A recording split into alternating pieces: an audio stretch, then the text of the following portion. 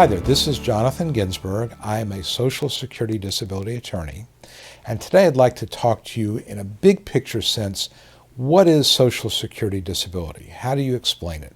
Because I talk to people all the time and they ask me, how do you explain Social Security disability? What do I need to know? Well, in a big picture sense, here's what it's about. We have to prove, and by we I mean you and your attorney, have to prove that you have a medical or mental health impairment that is severe enough that prevents you from working full time. And that's it. All the other stuff, all the sequential rules of evaluation, all the 5-step this and all the case law and all the rulings and listings and functional capacity, all that's commentary. Big picture is we have to prove that you don't have the capacity to work.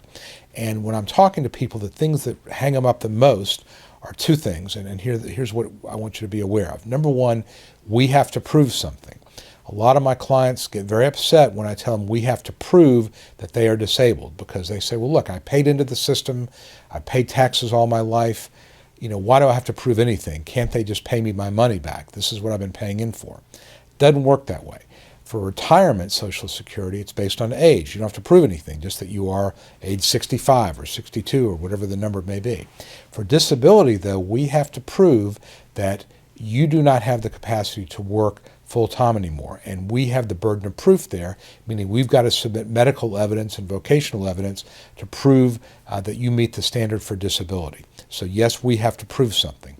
Number two, that Social Security disability is less about your medical issues and more about how those medical issues impact your capacity for work. So you could have 4 herniated discs and a brain tumor, but if it doesn't prevent you from working, you are not disabled.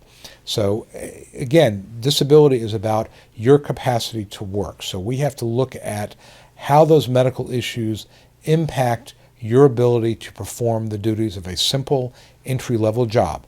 Not just your past work, but any work at all. So this example I always give to my clients is this. Imagine you're sitting at a table, you're putting ink pens in a box 8 hours a day, 5 days a week.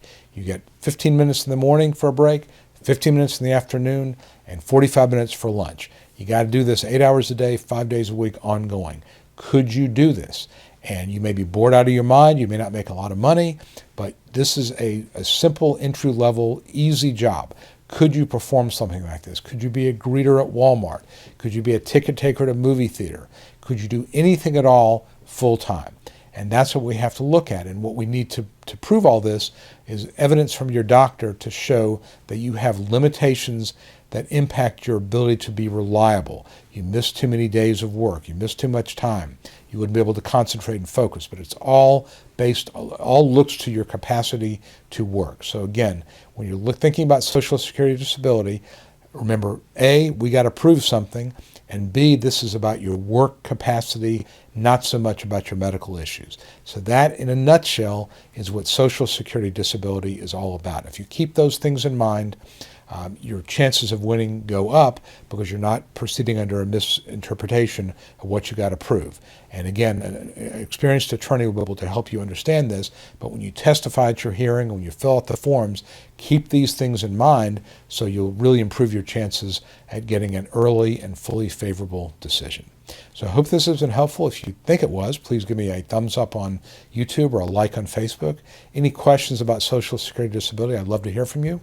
And until next time, this is Jonathan Ginsberg.